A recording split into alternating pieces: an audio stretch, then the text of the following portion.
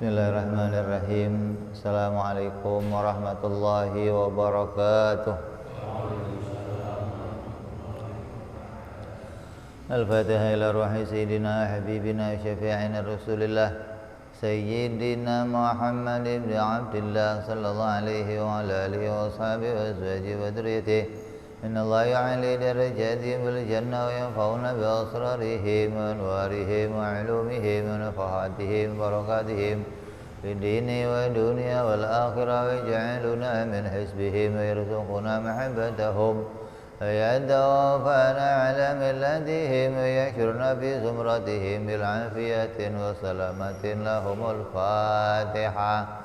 أعوذ بالله من الشيطان الرجيم بسم الله الرحمن الرحيم الحمد لله رب العالمين الرحمن الرحيم مالك يوم الدين إياك نعبد وإياك نستعين اهدنا الصراط المستقيم صراط الذين أنعمت عليهم غير المغضوب عليهم ولا الضالين آمين بسم الله الرحمن الرحيم نويت تعلما وتعليما وتذكرا وتذكيرا ونفعا والانتفاعا والإفادة والاستفادة والحث على التمسك بكتاب الله وسنة رسول الله صلى الله عليه وسلم والدعاء إلى الهدى والدلالة على الخير ابتغاء مرضاته وقربه وثوابه وحسن الخاتمة مع اللطف والعافية وصلاح العاقبة. بسم الله الرحمن الرحيم الحمد لله رب العالمين wassalatu wassalamu ala asyrafil anbiya'i wal mursalin sayyidina wa habibina wa syafi'ina wa maulana Muhammadin wa ala alihi wa sahbihi ajma'in, amma ba'du. Qala musanniful kitab rahimahullah wa nafa'ana bihi wa bi'ulumihi fid darain. Allahumma aftah qulubana futuhal arifin wa bihidmatika wa ansur alaina birahmatika ya arhamar rahimin. Ila anqal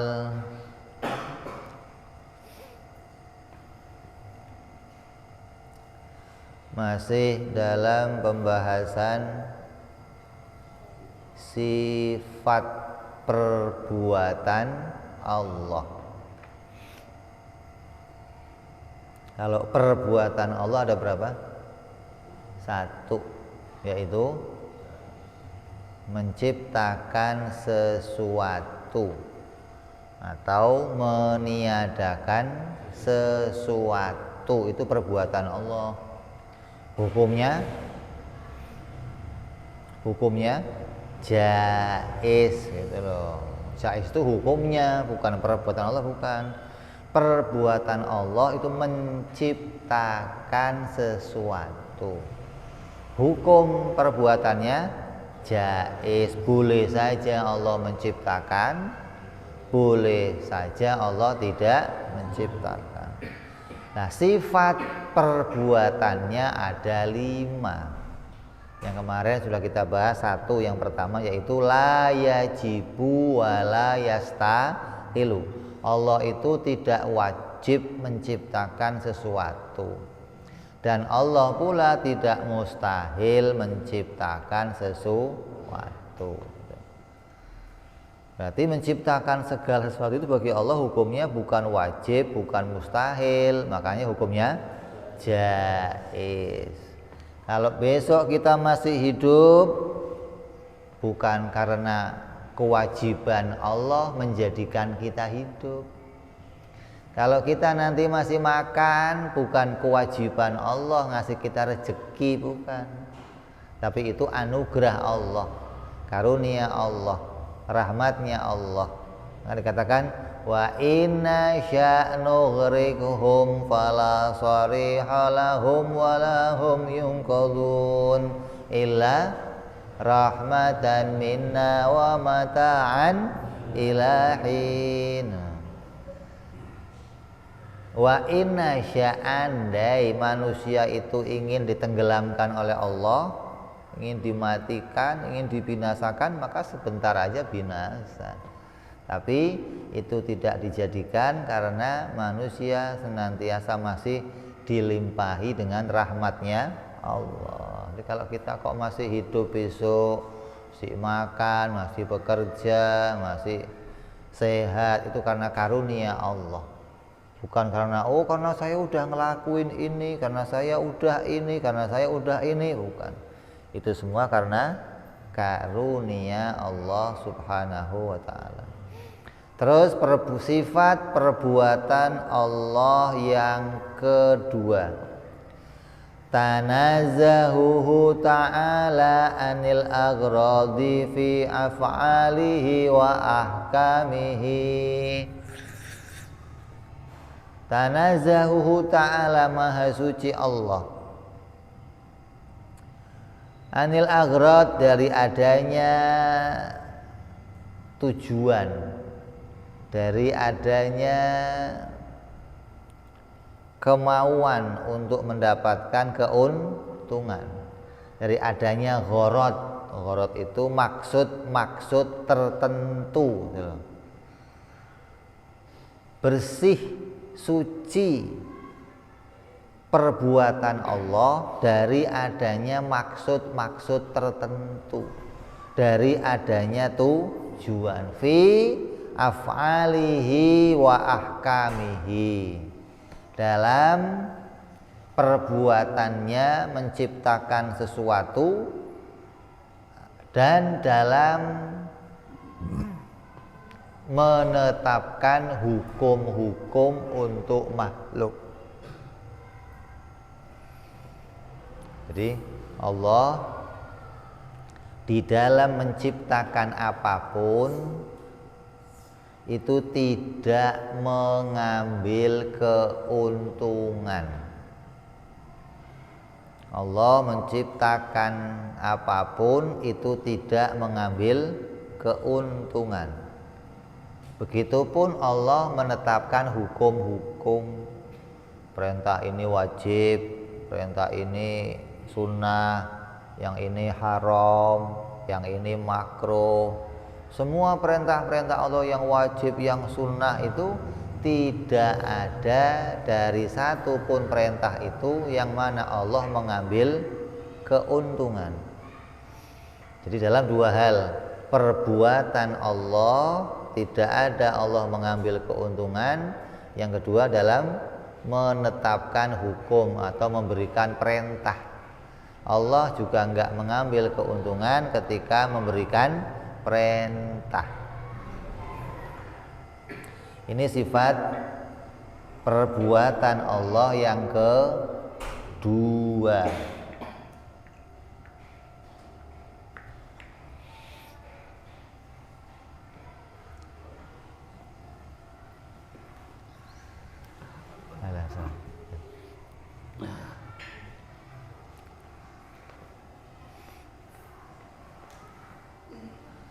Ini akidah, prinsip keimanan kita yang harus kita pegang kuat-kuat, karena banyak yang keluar dari pedoman ini, banyak yang mengatakan Allah itu punya tujuan tertentu dalam menciptakan sesuatu.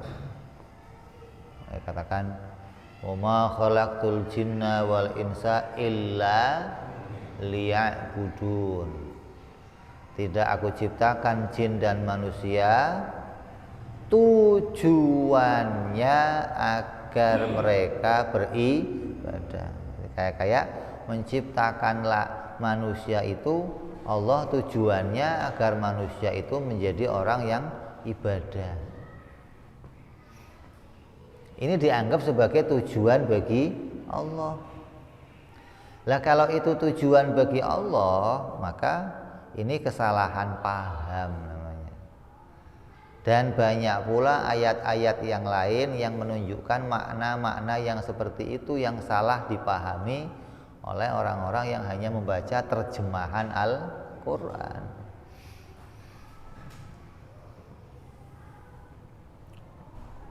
Ayat yang lain lagi apa? Wa ayatul lahumul ardu al-maitatu ahyainaha wa akhrajna minha habban faminhu ya'kulun. Oh, Allah menumbuhkan tumbuh-tumbuhan itu tujuannya untuk ngasih makan, agar manusia bisa ngasih makan. Oh, Allah bikin hujan tujuannya agar subur.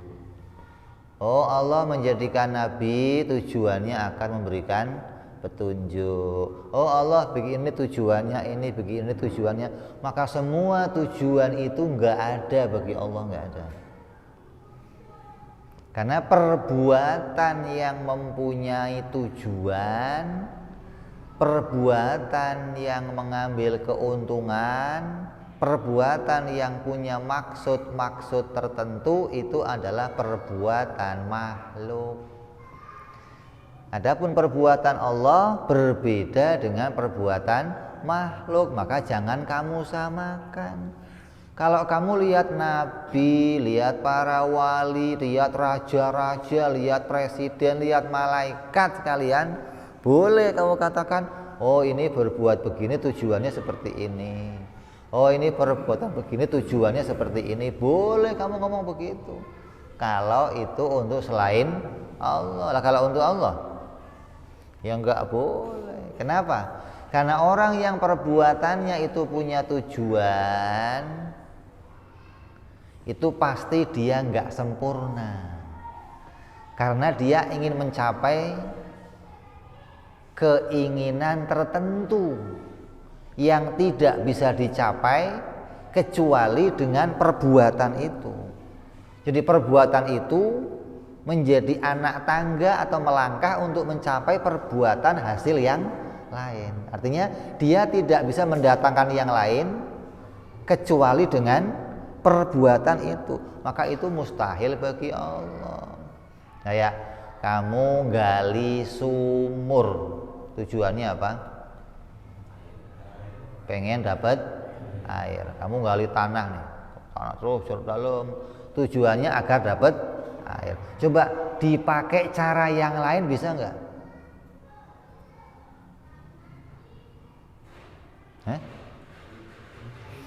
Bisa? Apa? Untuk dapat air selain dengan menggali, caranya gimana? Ya nggak sama aja, gali-gali juga. Man gali yang gede, gali yang kecil, bedanya sama aja, gali-gali juga. Coba jangan gali tapi air keluar, bisa nggak? Pasang pump paling dia. Bisa pasang pump, nggak usah gali-gali. Jadi nggak ada cara lain gitu loh. Jadi tujuan itu maknanya satu perbuatan itu dikerjakan untuk mendatangkan suatu hasil. Kalau dia langsung ke hasil itu gimana? Nggak bisa. Maka itu namanya tujuan atau mengambil keuntungan gitu loh. Lah, yang begitu itu namanya nggak sempurna. Dia butuh sesuatu untuk mendatangkan sesuatu. Mustahil itu bagi Allah. Allah menjadikan manusia itu diperintah untuk beribadah. Kalau sudah ibadah semua gimana? Ya Tuhan seneng, tujuannya tercapai. Ya kayak kamu lah, begitu gali sumur airnya muncrat, seneng, alhamdulillah berhasil, airnya keluar. Kamu nyekolahin anak kamu, tujuannya apa? Begitu anaknya pinter, bahagia. Kenapa? Tujuannya berhasil. Kenapa harus kamu sekolahkan? Kalau enggak saya sekolahkan, saya enggak bisa bikin dia pinter. Berarti menyekolahkan itu menjadi jalan gitu loh. untuk mendatangkan anak itu jadi pinter. Coba selain sekolah gimana? Ya nggak bisa. Coba anaknya suruh tapa gitu biar pinter, bisa? Bisa nggak? Nggak bisa. Kenapa? Karena nggak ada jalan lain gitu loh. Lah yang begitu mustahil bagi Allah. Ini kita harus bisa memisahkan satu-satu tentang perbuatan. Kayak kamu anggap perbuatan itu sama semua. Oh enggak, beda. Perbuatan Allah mukhalafah dengan perbuatannya makhluk. Terus di dalam suatu perbuatan kita akan mengenal ada 3 macam perbuatan. Yang satu, perbuatan itu mempunyai tujuan. Yang kedua, kalau ada perbuatan yang enggak punya tujuan, maka berarti perbuatan itu main-main, enggak serius. Ya, punya tujuan atau main-main. Keduanya ini adalah perbuatan makhluk. Makhluk itu perbuatannya ya 2 macam ini salah satunya. Serius, punya tujuan, mengambil keuntungan, atau enggak serius, namanya main. Nah, kedua ini mustahil bagi Allah. Kalau 2 macam ini enggak ada pada Allah, lalu perbuatan Allah yang mana masuknya? Oh, yang macam 3. Perbuatan Allah itu namanya lil hikmah, begitu. Bukan untuk mengambil tujuan, tapi lil hikmah. Apa hikmah itu? Hikmah itu sesuatu yang diciptakan Allah, mengandung keuntungan dan mengandung kerugian. Yang keduanya itu, keuntungan kerugiannya kembali kepada makhluknya, bukan kembali kepada Allah. Makanya kalau kamu lihat Allah bikin hujan, hikmahnya apa ya? Nah, gitu nanyanya. Bukan tujuannya apa ya? Bukan. Allah bikin nabi, hikmahnya apa ya? Kenapa? Karena di dalam perbuatan itu mengandung keuntungan dan kerugian. Yang keduanya itu kembalinya kepada makhluk. Kalau kamu kan enggak. Perbuatan yang punya tujuan itu perbuatan yang mengandung keuntungan, mengandung kerugian, tapi kembali kepada dirinya sendiri. Kamu gali sumur, tujuannya apa? Ingin dapat air. Buat siapa? Buat saya minum. Jadi kamu mendapatkan keuntungan. Kamu bikin rumah, apa tujuannya? Untuk berteduh, biar nggak kena hujan, biar nggak kedinginan. Yang untung siapa? Yang membuat rumah. Jadi perbuatan yang seperti itu jangan sampai kita samakan menjadi perbuatannya Allah. Jadi Allah bikin langit, bikin bumi, bikin surga, bikin malaikat, bikin manusia, itu enggak ada tujuan, enggak ada. Tidak ada satupun keuntungan yang kembali kepada Allah. Jadi kalau kita ngomong enggak ada tujuan, orang bingung. Masa sih Tuhan bikin enggak ada tujuannya? Berarti sia-sia dong. Nah, kembali yang tadi, tujuan dan sia-sia itu perbuatan makhluk. Lah kamu, otak kamu sudah terkontaminasi, otak kamu sudah rusak, menganggap perbuatan Allah itu salah satu dari 2 ini. Dua-duanya bukan perbuatan Allah. Mengambil keuntungan ya bukan perbuatan Allah, main-main apalagi bukan perbuatan Allah. Jadi nggak ada tujuan tertentu dari Allah, nggak ada. Oh, Allah bikin hujan untuk ini, nggak ada. Oh, Allah bikin makhluk untuk ini, nggak ada. Oh, Allah bikin kerikil mamanya Allah bikin kerikil untuk apa? Ya untuk digelar depan rumah. Nggak ada tujuan begitu, nggak ada. Kerikil itu bisa punya keuntungan yang jutaan, ribuan keuntungan yang kamu nggak tahu. Oh, ini keuntungannya bisa ini, bisa ini, bisa ini, bisa ini.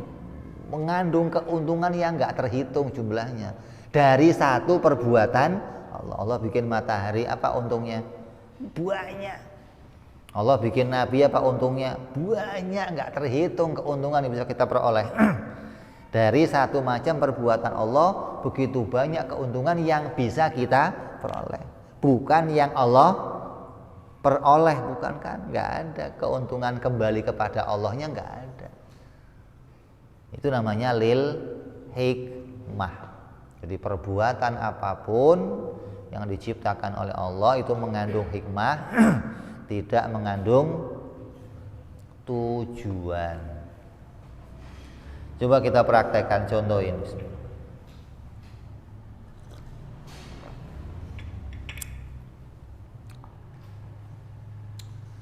Kalau kamu pingin gali sumur,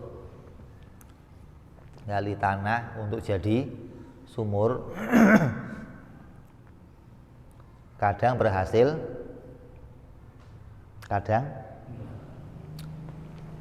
yang membuat kamu nggak berhasil apa? Kalau gali sumur yang bisa membuat kamu nggak berhasil apa? Hah? Mentok. Mentok apa? Batu. Nah, berarti ada batu yang menghalangi. Saya nggak bisa menghancurkan batu itu, hingga pekerjaan saya terhalang. Solusinya bagaimana? Pindah. Cari tempat lain. Cari tempat lain, kali gagal lagi. Kenapa? Nggak ada airnya. Pindah lagi. Jadi ada yang bisa menghalangi kita untuk mencapai tujuan kita. Ya.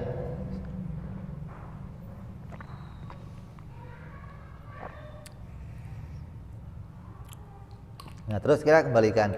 Kalau tujuannya Allah bikin manusia itu untuk ibadah, Allah bikin manusia tujuannya agar manusia beribadah. Saya tanya, berhasil nggak Allah?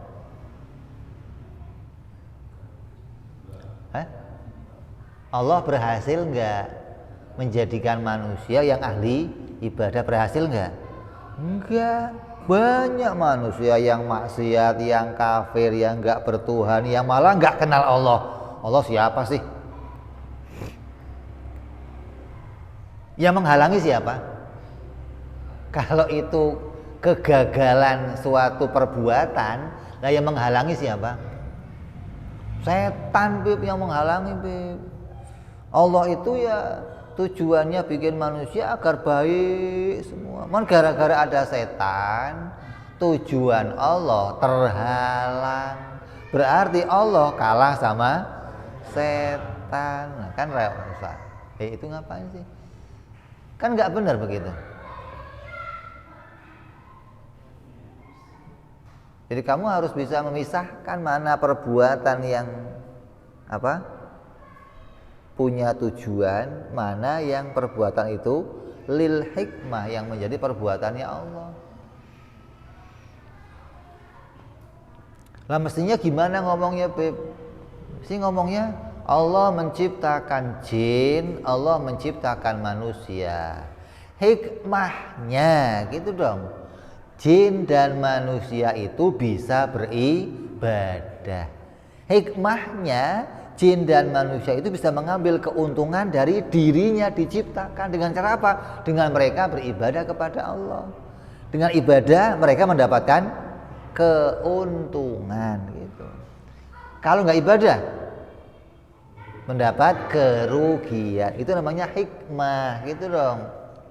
Dalam satu perbuatan mengandung keuntungan, mengandung kerugian. Yang keduanya kembali kepada kita. Kalau kita ambil untung, kita tinggal rugi. Apalagi banyak semua yang diciptakan Allah mengandung hikmah. Allah bikin nabi. Apa keuntungannya? Bisa jadi panutan, suri tauladan, pembimbing kita, pemberi petunjuk. Itu keuntungan kita. Siapa yang mendapat keuntungan itu, ya jadi mukmin, jadi muslim. Siapa yang nggak mau mengambil keuntungan itu, ya dia rugi, jadi kafir, jadi munafik, jadi ahli maksiat. Jadi satu perbuatan Allah itu mengandung keuntungan. Tidur, apa keuntungannya? Ada untungnya enggak? Ada, semua yang Allah ciptakan ada untungnya. Arak, ada untungnya enggak? Quran ngomong arak itu membawa ada keuntungan, tapi keuntungannya lebih sedikit dari kerugiannya, gitu dong.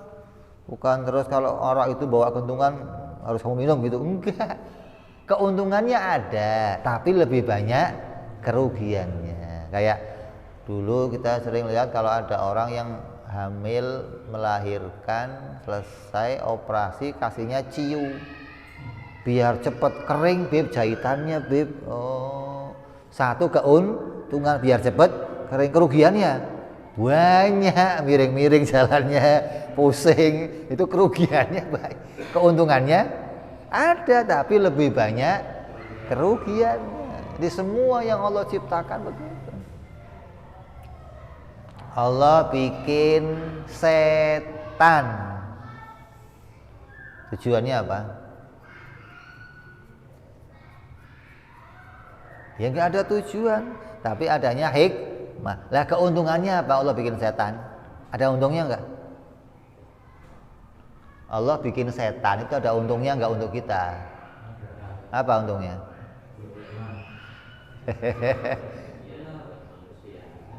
Ada ruginya nggak? Ada. Untungnya apa? Kalau goda itu ruginya. Untungnya apa? Untungnya apa?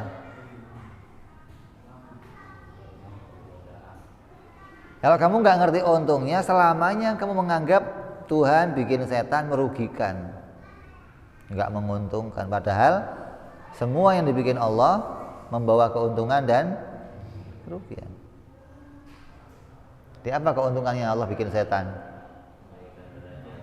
Menaikkan derajat manusia. Artinya setan itu menjadi jalan seseorang itu bisa tahu kedudukannya.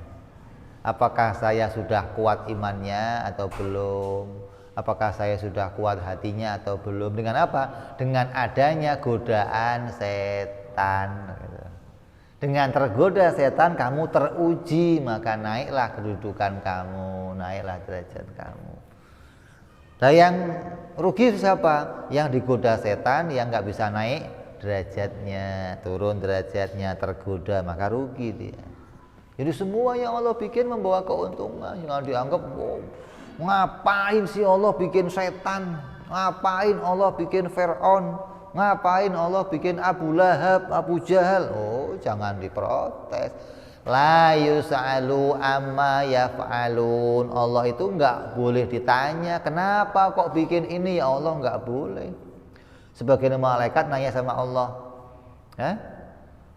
ataj'alu fiha man yufsidu fiha wa yusfiku dima, wa id qala rabbuka lil malaikati, tatkala malaikat mendapatkan berita dari Allah, inni ja'ilun fil ardi khalifah, aku akan bikin khalifah di muka bumi. Malaikat ngomong apa? Malaikat nanya, ya Allah, ngapain sih bikin manusia loh?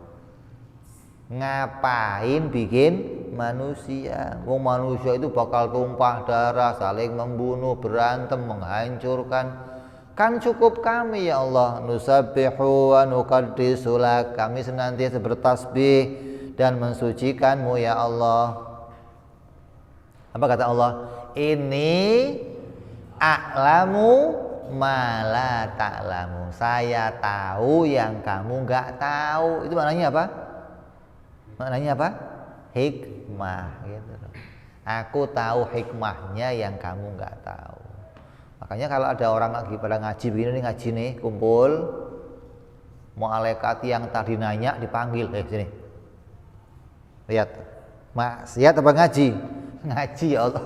Iya ya Allah. Saya kira maksiat doang kerjaan ya Allah. Malu saya ya Allah. Nah, diam. Nah. Ada orang haji, ada orang istighosa, tahlilan, maulidan, dipanggil tuh malaikatnya, sini, sini. Lihat tuh. Maksiat apa enggak? Iya ya Allah, mereka taat. Artinya Allah mau menunjukkan bahwa yang diciptakan oleh Allah enggak hanya timbul kemaksiatan, tapi juga ada ketaatan yang menunjukkan di dalamnya mengandung nilai hikmah. Ini yang kalau kamu nggak ngaji, kamu nggak akan ngerti ini, nggak akan.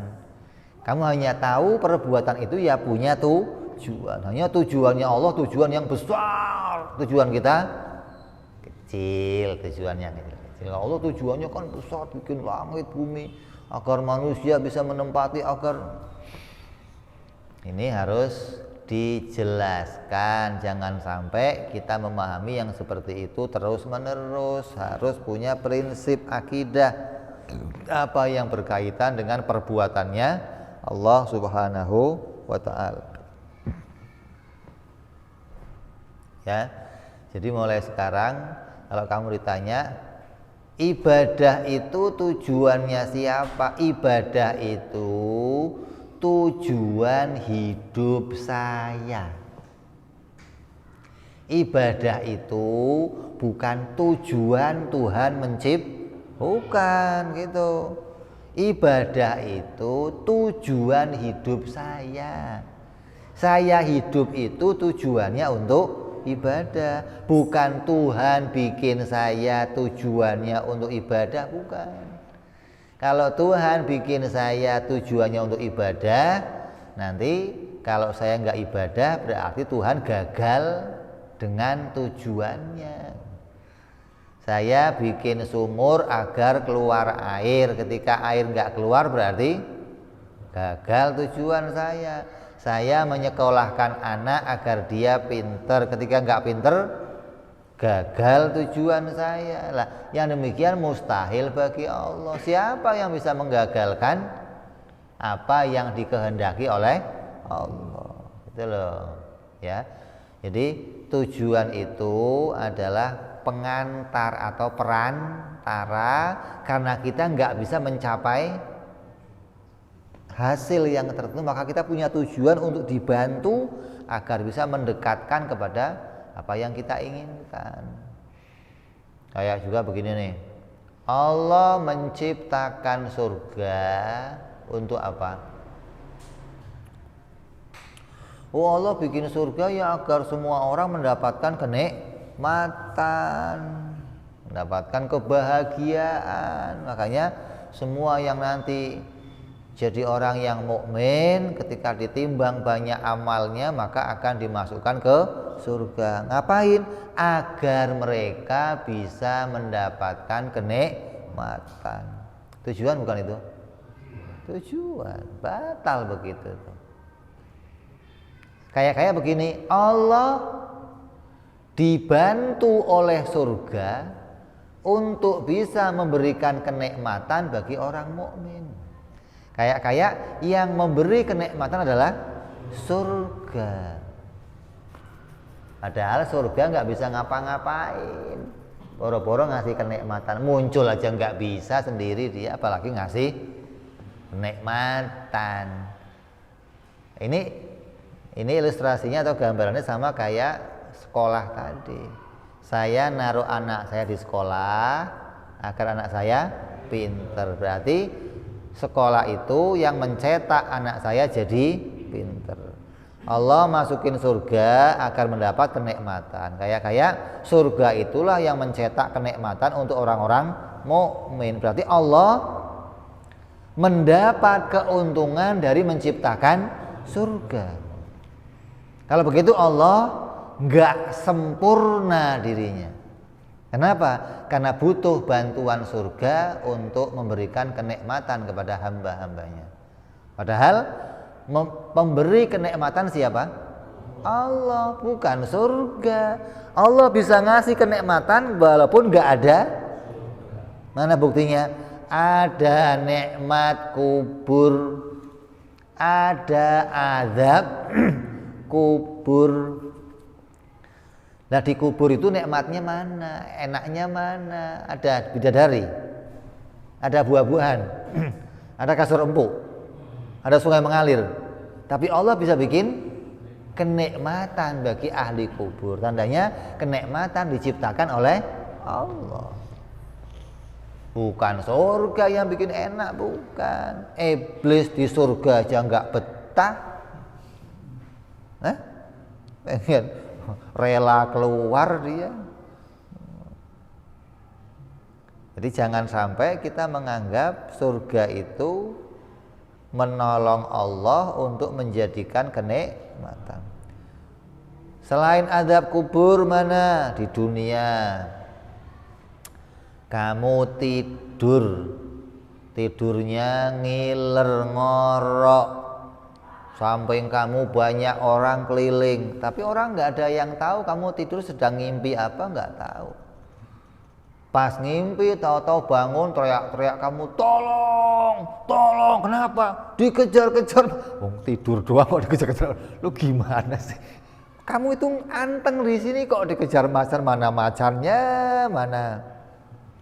Allah bisa menjadikan kesusahan hatinya orang, resah, takut, padahal dia masih diam-diam doang, nggak ngapa-ngapain. Artinya Allah nggak butuh neraka untuk menjadikan siksa bagi hambanya, nggak butuh. Allah tidak mendapat keuntungan dari neraka untuk memberikan penyiksaan kepada hamba-hambanya. Yang memberikan siksaan di neraka siapa? Allah. Begitu etika kita harusnya. Jadi jangan melepaskan Allah pada segala sesuatu. Kayak surga itu sumber kenikmatan. Makanya ketika manusia masuk surga semua sudah mendapat kenikmatan, Allah nanya, semuanya apa udah cukup semua? Apa jawabnya? Cukup banget ya Allah. Udah nikmat, bidadari ada, makanan ada, rumah ada. Perlu yang lain? Enggak perlu ya Allah. Perlu kata Allah. Bingung manusia. Perlu apa lagi ya Allah? Perlu rahmatku untuk bikin kamu selama-lamanya di sini. Oh iya yang lupa ya Allah. Kamu anggap surga selama-lamanya? Enggak. Setelah kamu masuk, kamu butuh rahmatku untuk kenikmatan ini bisa kuciptakan selama-lamanya. Jadi selama-lamanya di surga itu bukan karena amal kamu. Selama-lamanya di surga bukan karena amal kita. Kenikmatan yang kita rasakan di surga bukan karena kerjanya surga, bukan. Karena memang Allah menjadikan kita mempunyai kenikmatan, memberi kita kenikmatan. Dan itu beda-beda antara yang satu dengan yang lain sesuai dengan kehendaknya Allah. Dapat nikmatnya ini, si fulan nikmatnya begini, yang ini begini nikmatnya. Itu Allah beda-bedakan sesuai dengan kehendaknya Allah. Ya, ini biar jelas nih. Jadi jangan sampai nanti kamu lihat sesuatu terus mengatakan, oh ini begini tujuannya ini ya Allah, tujuannya ini begini ya Allah. Ya, jadi kita harus kembalikan walaupun ada satu keuntungan, tapi kita kembalikan itu adalah bagian dari hikmah yang Allah munculkan dari suatu kejadian. Jadi yang pertama, Allah menciptakan apapun tidak punya tujuan. Yang kedua, Allah memberikan perintah. Suruh ini, suruh itu, suruh ini, suruh itu enggak ada tujuannya, enggak ada. Nggak ada keuntungan yang kembali kepada Allah. Beda sama kita nyuruh anak kita nih, beliin gula. Ya mak, jalan pulang, ya begitu dong pinter. Maknya bisa masak deh, gara-gara ada gula. Berarti kalau kita nyuruh sesuatu kita mendapatkan keuntungan dari yang kita suruh. Lah Allah nggak ada keuntungan. Apa keuntungan bagi Allah? Nyuruh kamu ibadah, kamu yang untung. Nyuruh kamu sholat, kamu yang untung. Nyuruh kamu haji, kamu yang untung. Nyuruh kamu zakat, kamu yang untung. Kenapa? Kamu yang dapat pahala. Kamu yang mendapatkan nilai kebaikan. Bukan Allah yang dapat pahala, bukan. Hingga perintah apapun yang dijalankan, yang disampaikan, yang diberikan oleh Allah kepada kita, maka perintah itu adalah menuntun kita untuk bisa sampai kepada meraih kebaikan-kebaikan dari Allah Subhanahu wa ta'ala. Kalau kita nggak mau ikut perintahnya, ya sebaliknya kita akan dapatnya kerugian. Ya, jadi jelas ini ya. Sifat perbuatan Allah yang kedua itu adalah maha suci Allah dari mengambil keuntungan. Baik keuntungan itu dalam perbuatannya menciptakan sesuatu maupun dalam perintah Allah memberikan hukum-hukum sesuatu kepada manusia dan jin. Allah bikin malaikat, berarti Allah mendapat keuntungan dari malaikat? Enggak. Jangan dianggap malaikat itu kan pembantu-pembantunya Allah. Allah jadi rada enteng dah ada malaikat. Lu kira presiden? Gara-gara ada menteri jadi enteng kerjanya, tinggal tugas menteri. Sono menteri, sono presidennya di rumah main HP, Twitter, Instagram. Jadi malaikat juga diciptakan Allah itu lil hikmah. Ada keuntungan dan ada kerugian. Jadi apapun juga Allah bikin rumput, Allah bikin tanam-tanaman, Allah bikin sesuatu yang sekarang kamu nggak ngerti ini untuk apa Allah bikin ini ya. Ada hikmah yang Allah akan simpan. Makanya hikmah itu dikatakan oleh Allah, terkadang aku tunjukkan hikmah itu, terkadang aku sembunyikan. Ada yang Allah beritakan keuntungannya, ada yang Allah tidak beritakan keuntungannya. Jadi jangan sampai kita salah memahami tentang perbuatan Allah. Perbuatan Allah berbeda dengan perbuatan makhluk. Perbuatan makhluk itu dua. Yang pertama punya tujuan, yang kedua main-main atau sia-sia. Lah perbuatan Allah bukan dua-duanya. Perbuatan Allah lil hikmah. Apa itu hikmah? Hikmah itu ma yarji'u li khalqih. Apa-apa yang kembali keuntungannya untuk makhluk. Nih, keuntungannya kembali untuk makhluk dan kerugiannya. Artinya tidak ada tujuan tertentu untuk memberikan makhluk keuntungan. Oh Allah bikin ini agar si anu begini, nggak ada begitu. Oh Allah bikin begini agar si anu begini, nggak ada tujuan itu, nggak ada. Kalau ada tujuan itu berarti Allah membutuhkan pertolongan. Berarti Allah punya sesuatu yang dituju, nggak bisa dicapai, butuh bantuan yang lain. Ini sedikit sekali perbedaannya. Kalau kamu nggak pahami, kamu akan keluar dari pahamnya ahlu sunnah wal jamaah. Ya, jadi sudah dua perbuatan Allah yang kita bahas. Yang lalu kita bahas Allah tidak harus menciptakan sesuatu. Apapun yang Allah ciptakan itu atas rahmatnya, atas pilihannya sendiri. Yang kedua, dalam menciptakan apapun Allah tidak mengambil keuntungan. Allah tidak punya tujuan.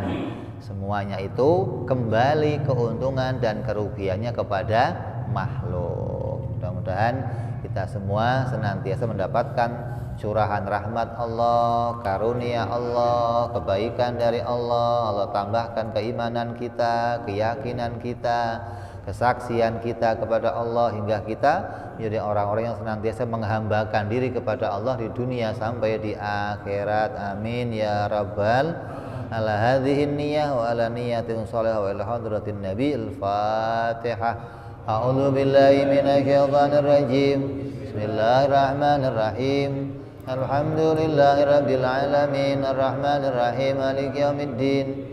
Iyyaka na'budu wa iyyaka nasta'in ihdinas siratal mustaqim siratal ladzina an'amta 'alaihim ghairil maghdubi 'alaihim waladdallin. Amin. Ya Rabbana i'tarafna bi annana i'tarafna wa annana asrafna 'ala ladha ashrafna فاتوب علينا توبة تغسل كل حوبة واستر لنا عوراتي وآمن روآتي واغفر